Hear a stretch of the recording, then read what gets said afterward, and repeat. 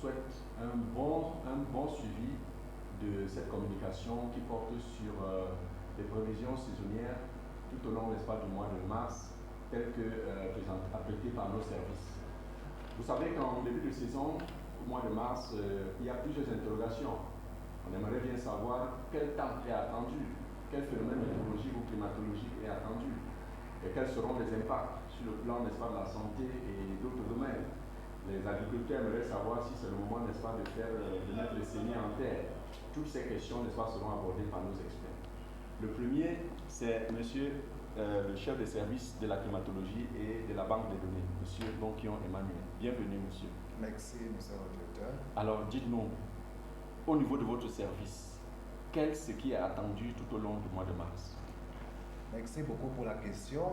Pour parler du mois de mars, je vais commencer par le mois passé, qui est le mois de février, qui était exceptionnellement chaud avec une anomalie positive de température d'environ 1,2 degrés Celsius, qui veut dire qu'il était plus chaud que d'habitude. Pour ce qui est de la pluie, on a observé des précipitations sporadiques dans la plupart des parties sud du pays, dans les régions du littoral, sud-est, sud-ouest et le centre. Ces précipitations ont été dues à un taux élevé d'humidité dans l'atmosphère provenant de l'océan Atlantique qui est anormalement chaud. Oui, les paramètres de base comme la précipitation et la température ont observé une anomalie, augmentation avec la chaleur accablante dans la côte et le septentrion. Certaines régions comme le centre, le sud et l'est ont observé de fortes quantités de pluie durant le mois de février 2024.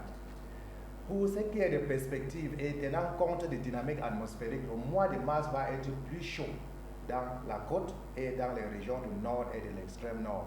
On attend un démarrage normal à tardif de la saison pluvieuse dans la côte, le Grand Ouest et la partie nord du centre.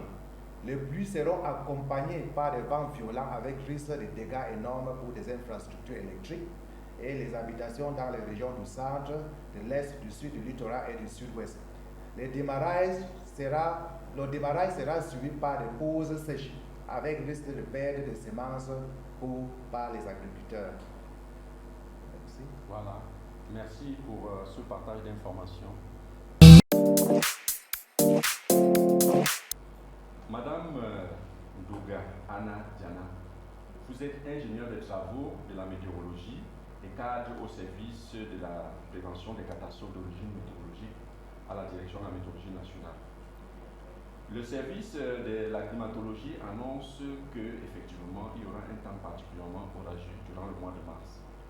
Au niveau de votre service, quels sont les autres risques qui sont susceptibles d'advenir et quels conseils est-ce que vous avez pour la population? Ok, merci beaucoup directeur pour ces questions. Nous allons parler du mois de février. Au cours du mois de février, les risques que nous avons constatés portaient essentiellement sur les vagues de chaleur qui sont cause de déshydratation, de stress psychologique ou encore d'éruptions cutanées. Nous avons également fait face aux concentrations de poussière dans le nord du pays et une partie du nord-ouest, mais également des pluies faibles à modérées dans le sud qui pourraient s'intensifier durant le mois de mars avec persistance de fortes chaleurs dans le Grand Nord, pouvant atteindre même 40 voire 42 degrés dans les villes comme Garoua, Guidère ou même Poussy. Nous conseillons donc aux populations de boire de l'eau pour rester hydratées, éviter les boissons alcoolisées pendant cette période, de nettoyer les grains, conduire prudemment et de respecter les règles élémentaires d'hygiène. Voilà, nous vous remercions vraiment pour ces conseils avisés, surtout pour les personnes vulnérables telles que les tout-petits et les personnes âgées. Merci, monsieur. Monsieur Boursala Achille Roméo, vous êtes le chef de service de l'assistance météorologique pour la sécurité des transports au ministère des Transports, direction de la météorologie nationale. Vous avez suivi le débriefing sur le temps ou le climat qui est attendu tout au long du mois de mars. Vous qui faites le monitoring tout au long du mois, est-ce que vous pouvez nous dire exactement quelles sont les observations majeures, les risques majeurs qui pourraient être attendus au niveau, n'est-ce pas, de la côte et quels sont les conseils que vous adressez aux populations côtières? Merci, monsieur le directeur, pour la parole donnée. Permettez-moi de faire le point sur le mois de février. Pendant ce mois, l'espace maritime national a été dominée par une mer majoritairement belle, un peu agitée, avec des vagues ne franchissant pas les 1 mètre, ainsi que de jolies brises. Alors, la brume humide côtière marquée dans l'estuaire du Vouri a induit une mauvaise visibilité inférieure à 2000 nautiques, alors que des événements pluvieux orageux isolés ont été enregistrés sur la côte. Les prévisions pour ce mois de mars annoncent une intensification des phénomènes pluvieux orageux sur la côte, avec de bonnes brises associées à des rafales et une mer parfois agitée, particulièrement dans la partie sud de la côte. Alors, il est conseillé aux gens de mer en général d'éviter les activités maritimes extérieures par temps orageux et de toujours se vêtir des gilets de sécurité homologués lors des sorties en mer. De façon spécifique, les acteurs de la pêche traditionnelle qui font usage des engins légers devraient éviter les activités maritimes en cas d'annonce d'une mer agitée dans les bulletins de prévisions météo marines produites quotidiennement par la direction de la météorologie nationale. Nous apprécions vraiment les efforts que vous faites pour informer les gens de la mer par rapport à leurs activités et aux risques d'origine météorologique. Merci.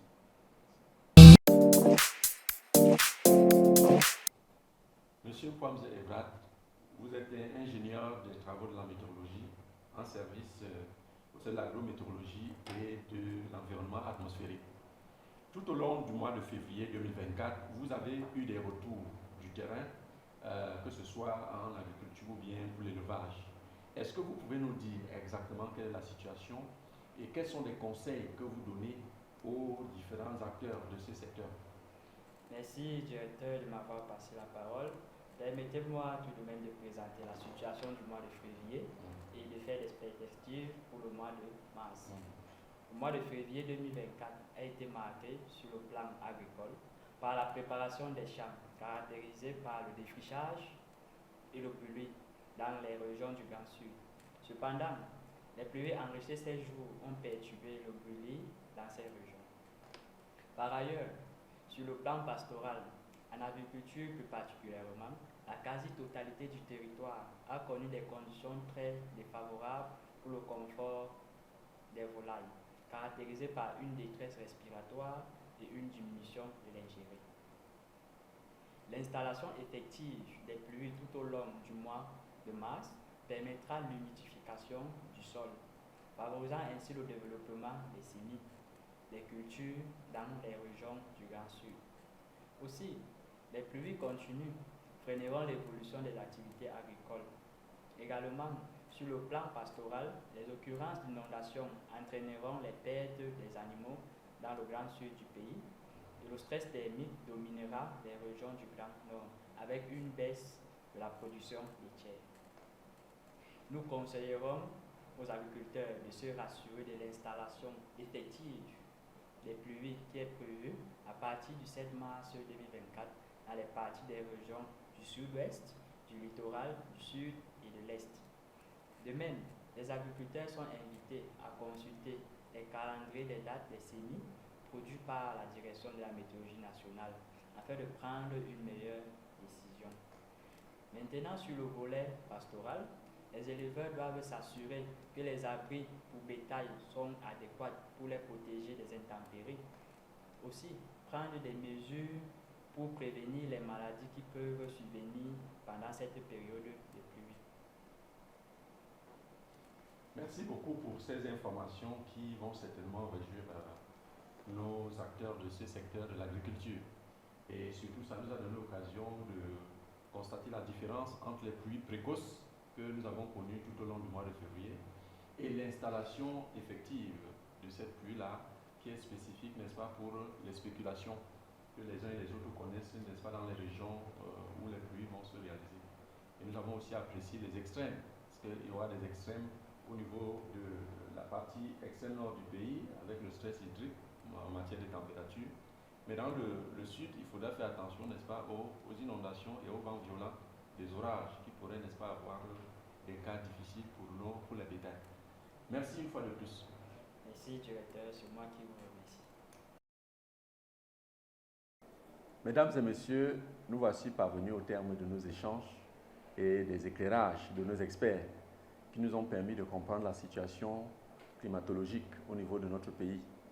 Actuellement, avec les phénomènes El Niño qui influencent la circulation générale et aussi les températures au niveau de l'océan Atlantique, notre pays est arrosé par la vapeur d'eau de façon abondante, ce qui fait que tous les systèmes convectifs, n'est-ce pas, ont permis d'avoir des pluies précoces durant le mois de février. Et les prévisions nous annoncent effectivement qu'au mois de mars, ceci ira en s'intensifiant. Parce qu'à ces convections locales, il y aura également des précipitations dues, n'est-ce pas, à des systèmes mobiles, des lignes de grains qui viennent, n'est-ce pas, avec des vents forts. C'est ainsi qu'on nous a mis en garde contre tous ces phénomènes, que ce soit au niveau de la zone côtière, ce qui pourrait impacter les activités des pêcheurs qui circulent avec les petits bateaux et autres, que ce soit au niveau de l'agriculture, où nous avons été mis en garde par rapport au stress hydrique dans la partie septentrionale, et également aux inondations, aux crues subites dans la partie sud. Et nous avons pu comprendre avec les informations pour les populations qui doivent suivre les avis, les mises à jour, afin, n'est-ce pas, de savoir exactement ce qui va se passer dans chacune des localités. D'ici à là, donc, le ministère des Transports, à travers la direction de la météorologie, vous souhaite une bonne journée et à bientôt pour la prochaine émission. Merci.